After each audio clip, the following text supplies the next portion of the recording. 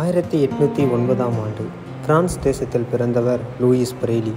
3 வயது குழந்தையாய் இருக்கும் வரை நல்ல பார்வையோடு இருந்த பிரெய்லிக்கு தன்னுடைய 3 வயதில் ஏற்பட்ட எதிர்பாராத விபத்தால் பார்வையை இழந்தார்.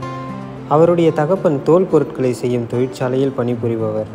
பிரெய்லி ஒரு நாள் தன்னுடைய தகப்பனாருடைய அந்த தொழிற்சாலைக்கு விளையாடச் சென்றபோது தோல் பொருட்களில் துளையிட பயன்படுத்தும் குத்தூசியை வைத்து தன் தகப்பனைப் போல துளையிட ஆரம்பித்தார்.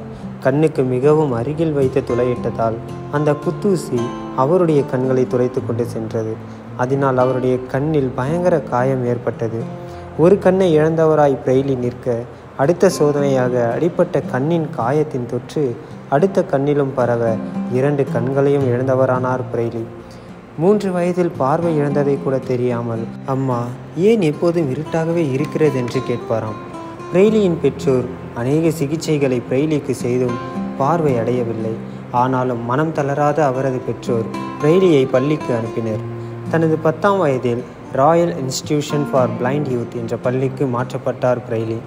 ஒரு நாள் அந்த பள்ளிக்கு வந்த சார்லஸ் பார்பியர் என்னும் மனிதர் தன்னுடைய கண்டுபிடிப்பான 12 புடைப்பான் புள்ளிகள், அதாவது எம்போஸ் டாட்ஸ் வைத்து தான் உருவாக்கிய நைட் பிரைட்டிங் மெத்தடை அந்த பள்ளிக்கு சொல்லிக் கொடுத்தார்.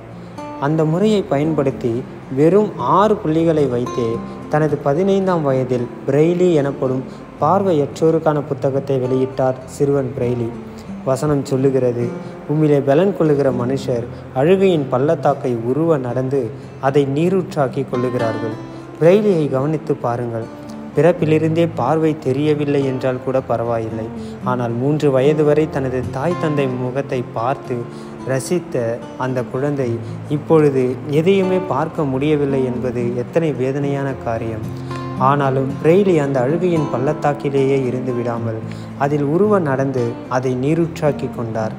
இதை போலவே யோசேப்பும் தனது அழுகையின் பள்ளத்தாக்கை நீரூற்றாய் மாற்றிக்கொண்டார். செய்யாத குற்றத்திற்காக சிறையில் இருக்கிறேன் என்று யோசேப்பு சோர்ந்து போகவில்லை, முறுமுறுக்கவில்லை. அதே சிறைச்சாலையில் நல்ல தலைமைத்துவத்தை வளர்த்து கொண்டார்.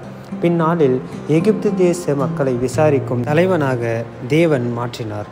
ஒருவேளை நீங்கள் அழுகையின் பள்ளத்தாக்கை போன்ற சூழ்நிலை வழியாய் சென்று கொண்டிருக்கலாம்.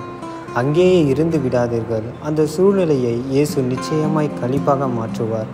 நீங்கள் செல்லும் பாதைகளில் நீங்கள் பெற்றுக்கொள்ளும் அனுபவம் நிச்சயம் உங்களுக்கும் அநேகருக்கும் ஆசீர்வாதமான நீரூற்றாக அமையும். கவலைப்படாதீர்கள். கர்த்தர் உங்களை பயன்படுத்துவாராக. ஆமேன்.